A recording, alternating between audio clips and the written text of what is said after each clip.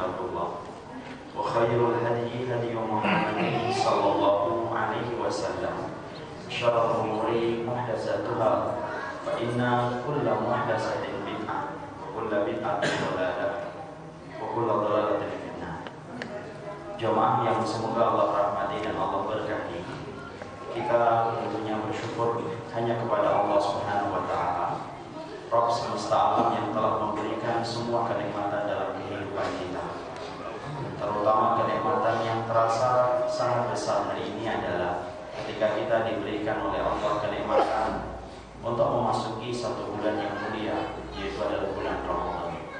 Tentunya kalau kita mampu mendengarkan apa yang dikatakan oleh orang yang di dalam kubur, tentunya kita akan mengetahui betapa nikmatnya orang yang mengetahui kenikmatan mendapatkan Ramadan.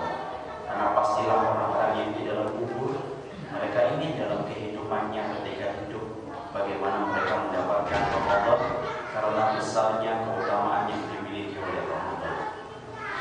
Selain kita bersyukur, maka saya mengucapkan ahlan wa sahlan wa marhaban bi syahri Ramadan. Taqabbalallahu minna wa minkum.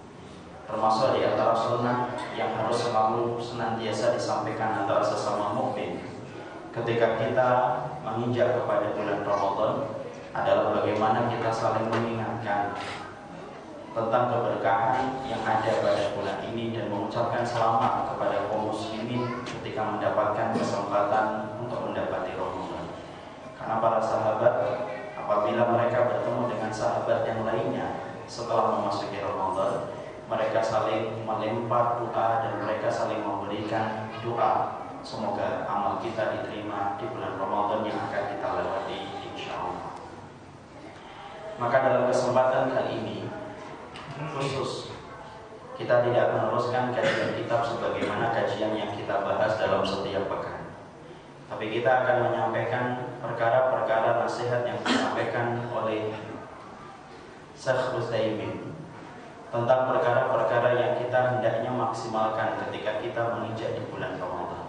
Apa yang harus kita lakukan, apa yang harus kita amalkan supaya Ramadan yang kita lewati dan kita jalani tidak berlalu dengan sia-sia, tetapi kita jalani dengan keutamaan-keutamaan berdasarkan kepada sunnah-sunnah yang datang dari Nabi kita dan Rasul kita. Sebelum kita membahas tentang itu secara khusus, kita harus mengetahui bahwasannya kenapa bulan puasa itu dinamakan Ramadan. Imam Syaukani menerangkan kepada kita setidaknya dua perkara. Bahwasanya Ramadan itu kenapa dinamakan dengan Ramadan dalam kehidupan kita? Yang pertama, lisyiddati Ramadan. Sesungguhnya bulan puasa itu dinamakan dengan Ramadan karena sesungguhnya cuaca matahari itu akan dibuat oleh Allah panas ketika di bulan Ramadan.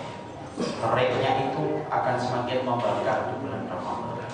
Makanya sering kita dapatkan ketika di bulan Ramadan itu panas.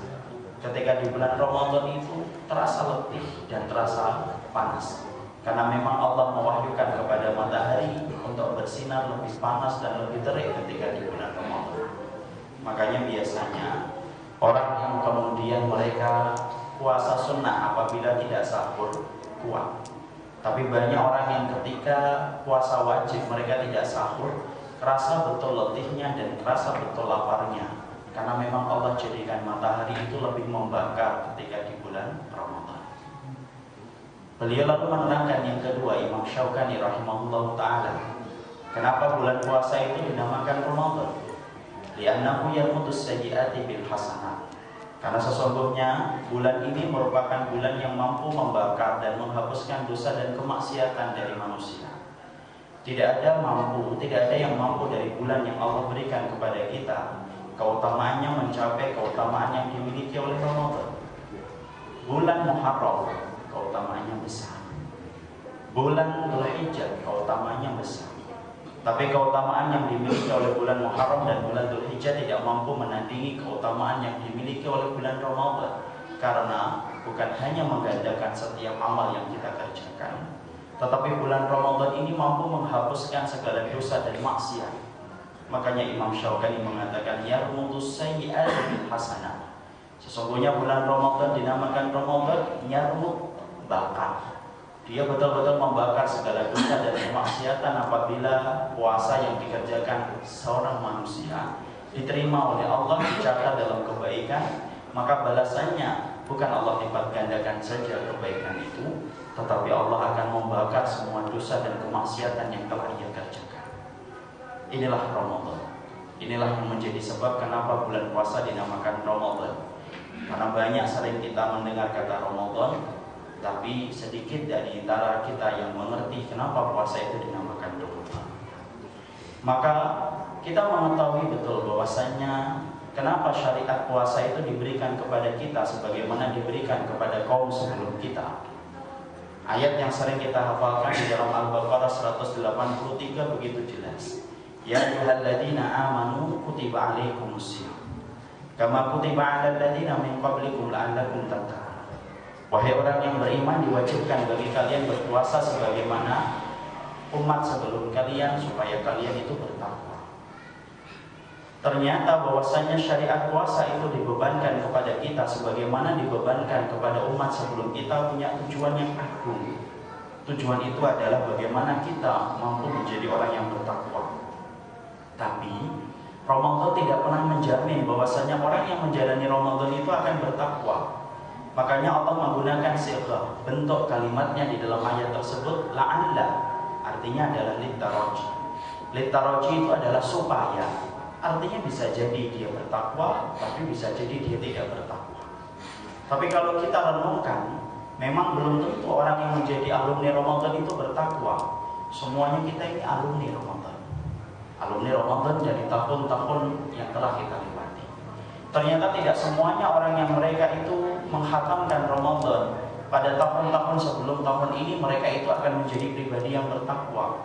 Terutama kalau kita kaitkan takwa ini menurut Ali bin Abi Thalib radhiyallahu anhu. Ali bin Abi Thalib pernah menerangkan apa itu arti ketakwaan. Kalau betul-betul kita semuanya ini alumni mendapatkan ketakwaan, maka pastilah kita itu akan mendapatkan 4 buah yang manis dari ketakwaan selepas Ramadan. Orang yang tidak mendapatkan 4 buah yang manis selepas Ramadan yang dia lewati terus-menerus, maka dikhawatirkan dia tidak mendapatkan ketakwaan yang harusnya dia dapatkan ketika Allah memberikan syariat puasa. Apa buah manis yang pertama kalau orang itu bertakwa? Ali bin Abi Thalib mengatakan al-khaufu minal jalil. Orang yang bertakwa itu buah manisnya yang pertama bertambah takutnya ia kepada Allah. Jadi selepas Ramadan dia betul-betul takut kepada Allah. Allah akan jadikan Ramadan, apabila Ramadan yang ia kerjakan membuka pintu langit dan Allah terima, Allah jadikan dia lebih baik selepas Ramadan. Dan indikator kebaikan dan ketakwaan itu adalah bertambahnya ketakutan ia kepada Allah. Banyak orang yang takut di Ramadan tapi tidak pernah takut selepas Ramadan. Orang yang pada waktu bulan Ramadan menutup auratnya. TV yang biasanya mereka itu terang-terangan memperlihatkan maksiat, ketika di bulan Ramadan malu-malu kucing memperlihatkan maksiat. Sinetronnya dibungkus dengan nilai agama, pemainnya disuruh untuk pakai jilbab. Bahkan diskotik saja yang biasanya buka sampai jam 4 pagi ataupun jam 5 pagi, ketika Ramadan pun sampai jam 1 ataupun jam 12 sudah tutup. Pantai yang biasanya ramai ketika di bulan Ramadan sepi. Bahkan kalaupun kita mengajak seseorang ke pantai, kita akan berkata, mosok Ramadan kita ke pantai. Tapi ternyata banyak orang yang ketika takut di bulan Ramadan, ketika Ramadan itu selesai, maka ketakutan yang dia miliki itu hilang, sirna. Sebagaimana kemudian panas kemarau selama 1 tahun diguyur dengan hujan 1 hari. Banyak orang yang ketika selepas Ramadan itu tidak lagi kembali takut. Yang asalnya sudah menutup aurat, dia kembali lagi membuka auratnya. Yang biasanya kemudian tidak pernah ke diskotik, kembali datang ke diskotik. Yang biasanya pantai itu sepi di bulan Ramadan menjadi ramai betul di bulan Syawal. Tidak perlu menunggu tanggal 2, tanggal 1 saja pantai itu sudah penuh dengan laki-laki yang perempuan, baur campur jadi satu tanpa mengenal batasan-batasan aurat dan mahram. Maka siapapun yang mereka hanya takut ketika di bulan Ramadan, kita harusnya merenung dari apa yang dikatakan oleh Abdullah bin Mas'ud radhiyallahu anhu ketika beliau berkata, "Bi'sal mar'u man 'arafa rabbahu inda Ramadan." Orang yang paling buruk di bawah kolong langit adalah orang yang hanya tahu dan takut kepada Allah hanya di bulan Ramadan. Maka siapapun yang tidak punya rasa takut selepas Ramadan, tetapi takutnya menjadi hilang selepas Ramadan, maka sungguh dia gagal mendapatkan buah yang manis dari ketakwaan. Berarti belum tentu dia bertakwa. Yang kedua, al-amalu bitanzil, kata Ali bin Abi Thalib. Buah manis yang kedua ketika kita betul-betul bertakwa selepas Ramadan itu dikatakan oleh beliau, al-amalu bitanzil. Amal-amal yang kamu lakukan, amal yang kamu kerjakan selalu berdasarkan kepada apa yang Allah turunkan dari Al-Quran dan Sunnah. Jauh dia dari syirik, jauh pula dia dari kufur, jauh pula dia dari bid'ah. Dia betul-betul kemudian mampu mengendalikan kehidupannya dan ibadahnya sesuai dengan apa yang Allah ridhai dan Allah cintai yang termaktub di dalam Al-Quran dan As-Sunnah. Dan dia menjadi pribadi-pribadi yang diberikan oleh Allah kefahaman. Karena sesungguhnya Allah ketika menginginkan kebaikan, Allah akan pahamkan orang itu di dalam masalah agama. Sehingga setiap titian ibadah yang dia kerjakan, titiannya itu ilmu berdasarkan kepada Quran dan Sunnah. Makanya orang yang bertakwa pasti Allah akan berikan kepadanya sifat yang tidak pernah puas terhadap ilmu. Saya sering tanya sama jamaah, mana tempat belajar yang paling jauh?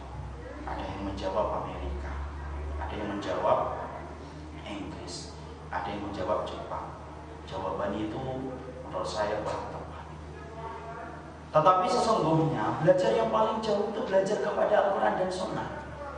Kenapa saya katakan bahwasanya belajar yang paling jauh itu terhadap Al-Quran dan Sunnah? Karena terkadang kita bisa mendapati fulan, mereka itu belajar di tempat-tempat yang jauh sampai 6 tahun, 4 tahun, 3 tahun, ataupun 2 tahun.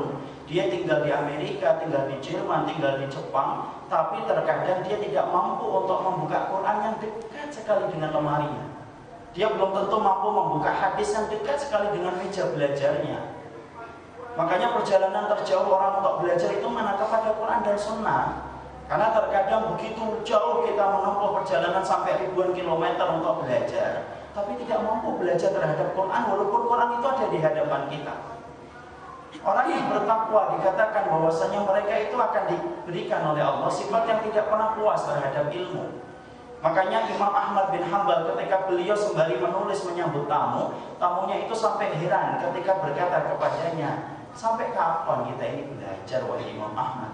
Minal mihbarah ilal makbarah. Kita akan terus belajar dari tinta yang masih basah menetes ini sampai kita itu meninggal dunia.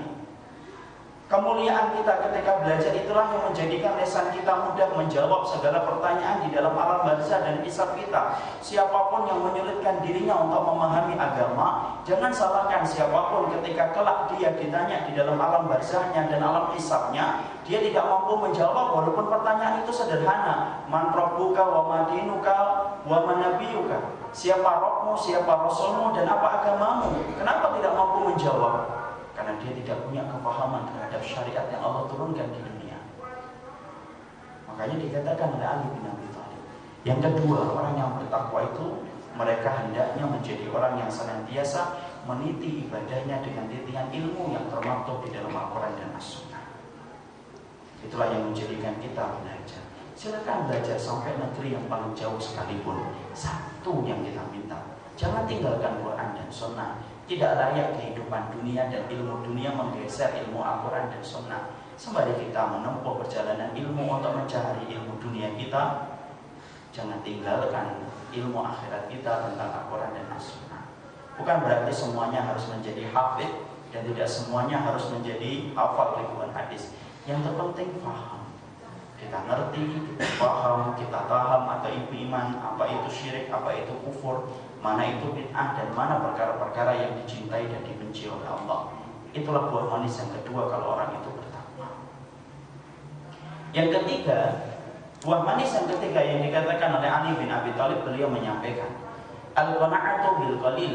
Allah itu akan berikan rasa qanaah di dalam hatinya, dalam hidupnya terhadap rezeki yang Allah berikan dan Allah titipkan kepadanya. Jadi orang-orang yang mereka menjalani Ramadan, kalau mereka betul-betul bertakwa sebagaimana tujuan kita berpuasa, Allah itu akan berikan kepada mereka rasa qanaah.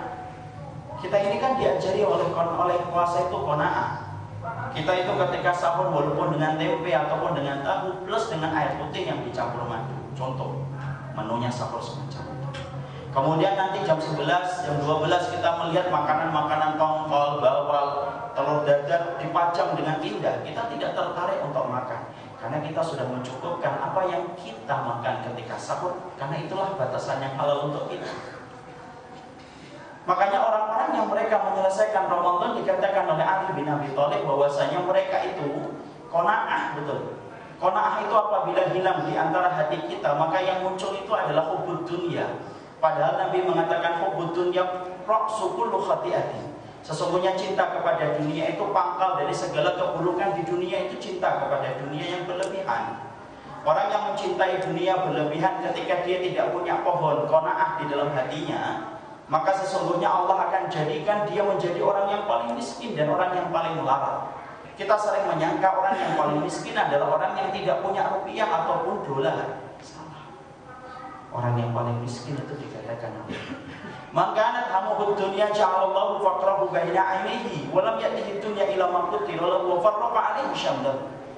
Rasulullah mengatakan barang siapa yang cinta gandrung, terlalu berlebihan dalam cinta kepada dunia, tidak punya rasa qanaah terhadap hatinya, terhadap rezeki yang Allah titipkan kepadanya, Allah itu akan jadikan kacamata kefakiran tepat di pelupuk matanya.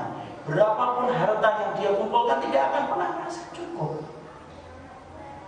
Kadang-kadang mereka memiliki harta yang jumlahnya banyak, tapi ternyata kemudian dia merasa kurang.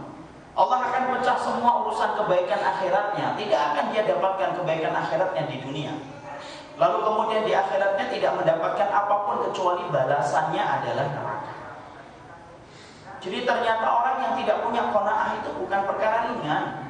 Sebagaimana imunitas dibutuhkan di dalam tubuh kita, qanaah itu paling penting di dalam menyikapi harta yang Allah titipkan kepada kita. Tubuh apabila kehilangan imunitasnya maka lemah. Makan apa saja walaupun bergizi tidak akan pernah mampu gizi itu menopang kekuatan untuk tubuhnya karena imunitas tubuhnya itu hilang. Sama pula ketika menyikapi hidup kita nggak punya qanaah, maka kita akan lemah di hadapan harta. Maka terkadang orang menempuh jalan yang haram hanya untuk kemudian dia merasa kuat dengan harta itu, padahal harta tidak pernah menyebabkan. Makanya buah yang ketiga itu qanaah terhadap rezeki sedikit yang Allah kasihkan kepadanya. Kemudian yang keempat, kata Rasulullah, kata Ali bin Abi Thalib, buah manis yang keempat ketika kita bertakwa kepada Allah itu dikatakan oleh beliau, al-istidadu liyaumir rahil, persiapan akhiratnya lebih banyak daripada persiapan dunianya.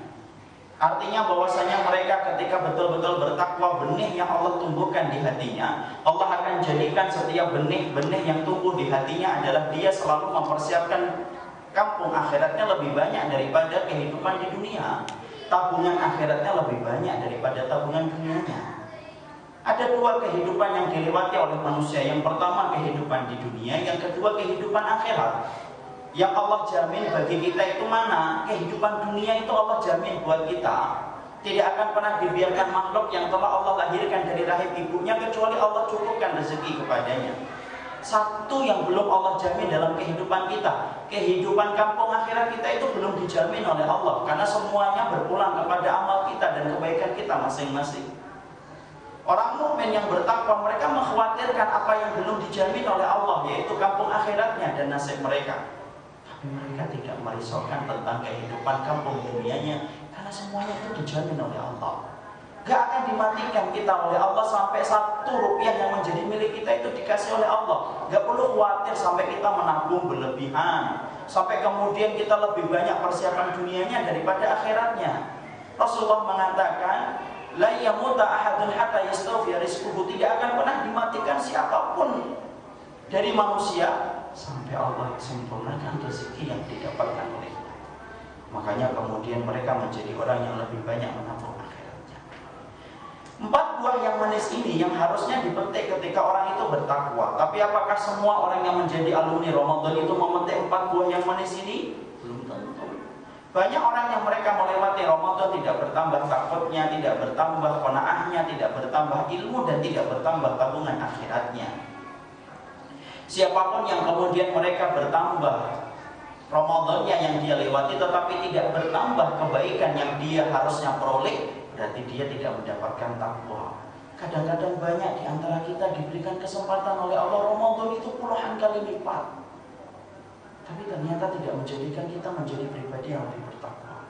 Berapa kali kita sudah sekolah di madrasah besar yang bernama Ramadan? 10 tahun, 15 tahun, 20 tahun. Kalau balik kita itu umurnya 12 tahun, masing-masing dari kita mungkin ada yang sudah sekolah Ramadan itu 30 tahun. Mungkin ada di antara kita yang sekolah Ramadan itu sudah 40 tahun. Coba kalau kita konversikan ke sekolah umum, kita ini sudah layak disebut dengan profesor. Tapi ternyata banyaknya Ramadan yang dilewati oleh kita belum tentu jaminan bahwasanya Ramadan itu menjadikan kita takwa. Kadang-kadang ada orang yang menjalani Ramadan sebentar, tapi justru malah paling bertakwa. Contoh, Sa'ad bin Mu'ad. Sa'ad bin Mu'ad itu masa Islamnya cuma 7 tahun. Radhiyallahu anhu, seorang sahabat. 30 tahun beliau masa Islam.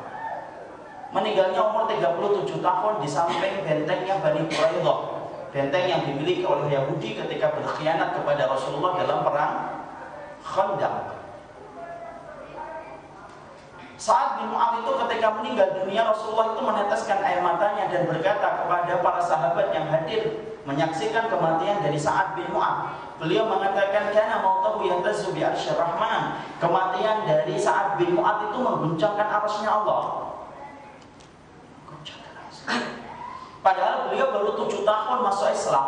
Kalau kita kaitkan dengan Ramadan, berapa kali dia melewati Ramadan? Mungkin baru 6 kali atau 7 kali. Tapi ternyata ketakwaan yang beliau lakukan di dalam kehidupan yang singkat itu luar biasa, melebihi batasan keislaman yang pernah kita lewati dalam hidup kita. Kita ini Islam dari kecil, tapi belum tentu kematian kita mengguncangkan arsy-Nya Allah ketika kita meninggal dan wafat kembali kepada Rabb kita. Makanya tadi dikatakan, belum tentu orang yang lama mengikuti Ramadan, senior dia mengikuti Ramadan, belum tentu menjadi orang yang paling bertakwa. Terkadang ada orang yang muda, tapi justru ketakwaannya melebihi ketakwaan orang yang lebih tua, karena dia mendapatkan 4 buah manis ketika menyelesaikan Ramadan. Itulah yang menjadikan kita selalu merenungkan bahwasanya kita khawatir bahwasanya Ramadan itu tidak menjadikan kita takwa. Makanya kemudian Rasulullah sampai mengaminkan doanya malaikat Jibril. Doanya malaikat Jibril itu berkata ketika malaikat Jibril diaminkan doa itu oleh Rasulullah. Ketika kemudian malaikat Jibril mengatakan, "Raqima anfun man dakhala alaihi Ramadan summa insalakha falam yuqbal." Celaka sekali orang yang mereka mendapati Ramadan tetapi dia tidak diampuni oleh Allah. Itu orang yang paling celaka. Orang yang paling celaka, orang yang diberikan kesempatan Ramadan, tapi dengan itu dia tidak diampuni oleh Allah. Kita ini di antara dua sikap, antara bertakwa ataukah kita menjadi alumni yang celaka. Kita tidak bisa mengatakan insya Allah saya bukan alumni yang celaka. Siapa yang menjamin? Tidak ada yang menjamin bahwasanya kita ini bukan alumni yang celaka. Karena prosentase alumni yang gagal dan celaka di bulan Ramadan itu jauh lebih banyak daripada yang bertakwa. Rasul yang mengatakan, "Rubba sha'imin laysa lahu min haddis yamihi illa ju'al aqas." Berapa banyak orang yang mereka berpuasa tapi tidak mendapatkan apapun dari puasanya kecuali 2, rasa lapar, aqas, dan kemudian rasa haus. Tidak ada yang menjamin. Makanya Sufyan Ats-Tsauri rahimahullah ta'ala, seorang tabi'in itu ketika keluar Ramadan matanya bengkak. Ketika ditanya apa yang menjadikan matamu bengkak wahai Sufyan Ats-Tsauri, "Mali Ramadan." Ramadan itu telah berlalu. Di antara hari yang aku lewati di Ramadan 29 ataupun 30 hari, aku nggak ngerti satu hari mana yang membuka pintu langit dan diterima oleh Allah. Dan aku tidak ngerti apakah tahun depan saya itu mendapati Ramadan atau tidak. Yang tanya nangis, apalagi yang ditanya. Dua-duanya menangis karena mereka tidak yakin hari yang mereka lewati itu yang diterima oleh Allah itu yang mana. Inilah yang menjadikan kita betul-betul merenungi bahwasanya kita senang hari ini kita telah memasuki 1 Ramadan. Tapi kita juga berharap betul semoga Ramadan ini tidak menjadikan kita menjadi orang yang celaka. Karena orang yang celaka itu bukan hanya tertabrak dengan kereta di pinggir jalan. Orang yang celaka itu bukan sebagaimana perempuan yang diperkosa, sebagaimana perempuan-perempuan di India yang diperkosa laki-laki mereka. Orang yang celaka itu bukan hanya orang yang hadapan Allah adalah orang yang mendapati kesempatan Ramadan, tapi dengan itu dia tidak diampuni oleh Allah. Jumlah mereka sangat banyak. Semoga kita tidak termasuk di dalamnya. Oleh karena itu ada beberapa hal yang harus diperhatikan supaya betul-betul kita mampu memaksimalkan Ramadan kita dalam keadaan bertakwa, supaya kita menjalani Ramadan sesuai dengan apa yang kita serap dari nasihat-nasihat para ulama. Karena sesungguhnya an-nasu la yazaluna fil khairi ma yuhibbun nusha. Manusia itu akan berada dalam kebaikan selama mereka itu mencintai nasihat yang diberikan kepada mereka. Nasihat yang pertama, apa yang kita harus lakukan untuk kemudian menghadapi Ramadan ini dan menjalani Ramadan? Jaga iman ya, dari kekufuran dan kesyirikan. Karena banyak orang yang menjalani Ramadan terkadang masih melakukan kesyirikan dan kekufuran. Barang siapa yang kemudian mereka menjalani Ramadan, tetapi ketika mereka menjalani Ramadan tetapi melakukan kesyirikan dan kekufuran, Allah tidak akan pernah terima ibadah Ramadan siapapun yang mereka mencampurkan ibadah Ramadannya dengan kesyirikan dan kekufuran. Banyak orang yang menjalani Ramadan memberikan sedekah kepada lautan, sedekah kepada bumi dan yang lainnya. Masya Allah, syirik. Kalau sudah syirik, Allah tidak akan terima hajat orang yang berpuasa sampai orang yang berpuasa itu betul-betul murni menjaga imannya. Banyak orang yang mereka menjalani Ramadan, dia beriman kepada puasa tapi tidak beriman kepada ayat yang lainnya, tidak bermanfaat. Ketika membaca Al-Baqarah 183 dia beriman, tapi ketika melewati ayat warisan dia tidak beriman. Dia tidak mau pakai hukum warisan, tidak mau pakai hukum Al-Quran kalau warisan, berarti tidak beriman. Barang siapa yang ingin Ramadannya diterima, Rasulullah mengatakan man shoma Ramadana imanan wa ihtisaban ghufira lahu ma taqaddama min dhanbihi. Barang siapa yang berpuasa dalam keadaan iman dan mengharapkan pahala dari sisi Allah, maka sesungguhnya dia itu akan diterima dan akan diampuni segala dosa-dosanya. Gugurkan itu semua kesyirikan dan kekufuran yang pernah kita lakukan, sadar ataupun tidak sadar. Kesyirikan itu yang menjadi penghambat amal kita diterima oleh Allah. Banyak orang yang masih melakukan kekufuran. Saya lihat dalam beberapa tayangan beberapa hari yang lalu, ada sebuah kampung menyambut Ramadan itu dengan tradisi yang sangat menyelisihi sunnah. Keliling dia pakai keris, bakar dia kemenyan. Kemudian dia meminta kesehatan. Orang kampung itu meminta kesehatan kepada penguasa kampung itu supaya mereka itu sehat melewati Ramadan. Tapi justru dia meminta kesehatan kepada yang menguasai kampung. Padahal dia membaca walillahi mulkus samawati wal ardi. Segala yang ada di langit dan di bumi itu miliknya Allah. Masya Allah. Berapa banyak orang yang melewati Ramadan sebelumnya dia pernah mendatangi dukun dan telah membenarkan dukun. Tapi setelah dia menyelesaikan hajatnya dengan dukun, dia menjalani Ramadan tanpa dia bertobat dari perbuatan dia ketika mendatangi dukun. Allah tidak terima. Karena Rasulullah jelas mengatakan man ataka hinan fasaddaqahu bima yaqulu faqad kafara bima unzila ala Muhammad. Siapapun yang dia datang kepada dukun dan membenarkan apa yang dikatakan dukun, maka sesungguhnya dia telah kufur terhadap apa yang diturunkan oleh Allah kepada Muhammad. Siapapun yang pernah membenarkan paranormal, orang pintar, lalu kemudian dia menghadapi Ramadan dan dia tidak bertaubat nasuha atas perbuatan kufur yang dia lakukan ketika mendatangi dukun, Allah tidak hajat dan tidak butuh terhadap Ramadannya. Yang bercampur dengan kekufuran. Jadi yang pertama yang paling penting adalah menjaga iman. Karena apabila Ramadan ini kita kerjakan tanpa iman yang bersih dari kekufuran dan kesyirikan, Allah tidak akan pernah terima puasa, sholat, apapun apabila kita tidak beriman secara utuh kepada Allah. Yang pertama. Yang kedua, mari kita jalani Ramadan dengan sunnah-sunnah yang ditetapkan oleh Rasulullah SAW. Mari kita makmurkan kehidupan kita menjalani Ramadan dengan titian sunnah. Mari kita melihat sunnah-sunnahnya. Banyak orang yang melewati Ramadan terkadang melepaskan sunnah. Dia hanya menjalani Ramadan, hanya mencegah dari makan dan minum, tetapi kosong dari sunnah. Banyak perkara-perkara sunnah yang harusnya kita maksimalkan ketika di bulan Ramadan. Contoh, ketika waktu sahur. Apa yang paling utama ketika kita sahur? Ingat, waktu sahur itu merupakan waktu yang paling utama yang Allah berikan dalam kehidupan kita selama 24 jam.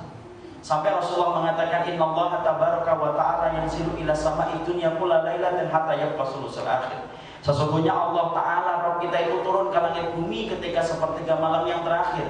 Sampai Allah itu berfirman, barang siapa yang meminta aku penuhi, barang siapa yang memohon ampun aku ampuni.